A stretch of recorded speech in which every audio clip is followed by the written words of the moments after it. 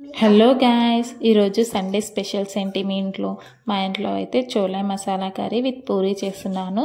ఇక్కడ మా సాన్వి పాప తనే పూరీలు చేసిస్తుందంట. సో నేను ఇక్కడ చోలేలు విజిల్ వచ్చేంత వరకు పెట్టేసుకున్నాను. ఆ లోపు అయితే ఆనియన్, టమాటా, వెల్లుల్లిపాయలు, కరివేపాకు, మసాలాలు, జీలకర్ర, ఆవాలు, పసుపు అన్నీ రెడీ చేసి పక్కన పెట్టేసుకున్నాను.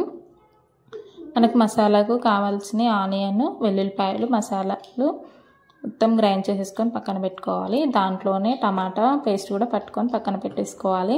ఇదైతే నేను కూడా ఫస్ట్ టైం చేస్తున్నాను చోలే మసాలా కర్రీ. యూట్యూబ్లో చూసి ట్రై చేస్తున్నాను. టేస్ట్ అయితే చాలా బాగా వచ్చింది. కానీ నాకు చోలేలు ఉడకడానికే చాలా టైం పట్టింది. చోలేలు ముందు రోజు నైటే నానబెట్టుకోవాలి. నేను అలా నానబెట్టుకోకుండా డైరెక్ట్ విజిల్ పెట్టేసుకున్నాను. అందుకే నాకు ఒక హాఫ్ అన్ అవర్ అయితే పట్టింది విజిల్స్కి. ఒక 10 to 20 విజిల్స్ వచ్చేంత వరకు కానీ చోలేలు ఉడకలేదు. చోలేలు ఉడికిన తర్వాత ఇక్కడ నేను మసాలాలన్నీ మంచిగా ఆయిల్లో ఫ్రై చేసేసుకుంటున్నాను. టమాటా పేస్ట్, ఆనియన్ పేస్ట్ మంచిగా ఫ్రై చేసేసుకున్న తర్వాత చోలేలు వేసుకొని చోలేలకు మసాలా అంతా పట్టుకునేంత వరకు మంచిగా ఫ్రై చేసుకోవాలి. అందులోనే మనకి గ్రేవీకి తగ్గట్టు కొంచెం వాటర్ వేసేసుకొని లాస్ట్లో కొత్తిమీర వేసుకుంటే అయిపోతుంది. ఇక్కడ పూరి కూడా చేస్తున్నాను. ఈరోజు సండే మీకు ఎలా గడిచిందో కామెంట్ చేయండి ప్లీజ్.